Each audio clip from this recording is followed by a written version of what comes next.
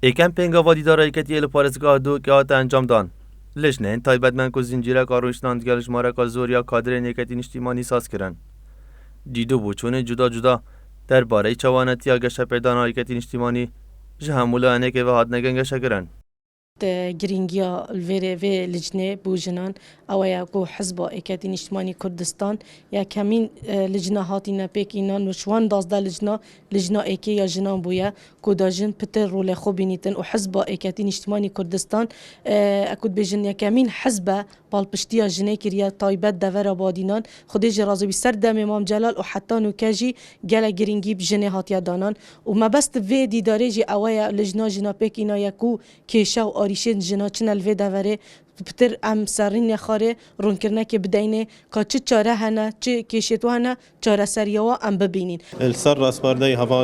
حوالی برز قبات طالبانی طبعا افدی داره هاتیا راسپارد کردن بو منطقه بو یکتی عام بشوی که گشتی بس یکمین دیداره یکتی دست بکری افریقا المنطقه بهدینا دست بکن طالب شنازیه بید کن که افدی داره یکمین جهاتیا اختیار کردن کل منطقه بهدینا دست بکن لامانه افدی داره هنی حقیقت بیرو بو چون تیکتی يتبري نكديات كاتشاب وحط بري نكاتشاب بيرو بونت يكتي شاب نكاتش أصداء ومستقبلي ده شاب يعني استراتيجيات كده بيان كت وخلقك السر مجوعي كتي السر بيرو بوشوني تيكتي يتبري نكا ويت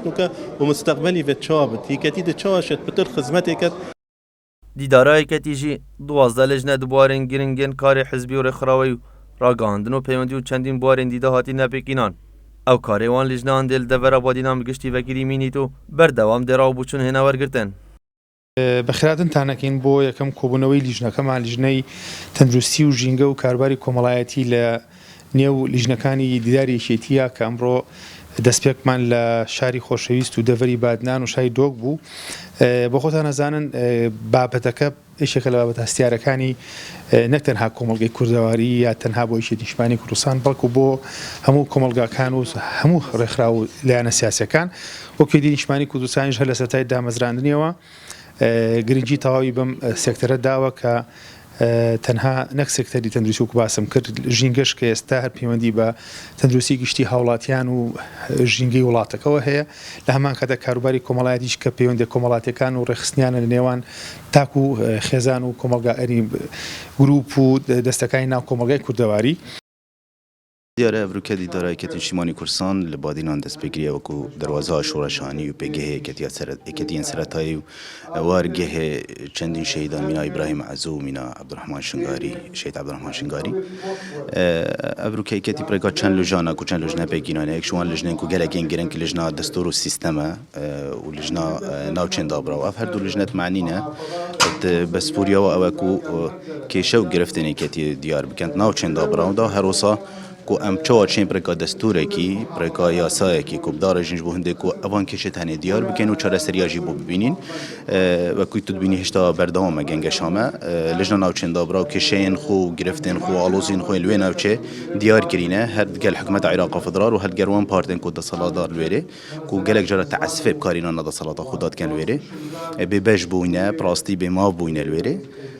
و هر وصا لجنة دستوري أرسا جنگ شوال سرهنده کو چواتیا درست کردن بسوده که دستوری کو شیوه که وصا بده درست کردن صيغه که وصا کو دقین یاساین دستوری وصا بین دارشتن برجواندی همی تخوچینو تویجن کمالگی او لجانا كو نهو امي مثلا لجنه كي الفيري مشاكل لجنه اقتصادينا يا لجنين ديجي هنا نمجيله مناقشه اخوانا الفيري امي برنامجك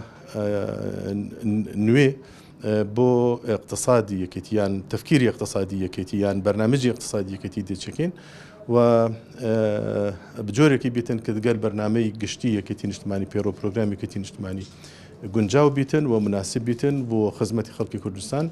دیت از آنین که یکم دست بکرنا دیدارای کتی نیشتیمانی کردستان یکم پنگا وایل پارزگاه دو که بویه. اف دیداره دیا بردوام بیت حتی دیدارا گشتی لدست بکاهی و گلان دهاتی دهت انجام دان. متین محمد با دینان میدیا دهوک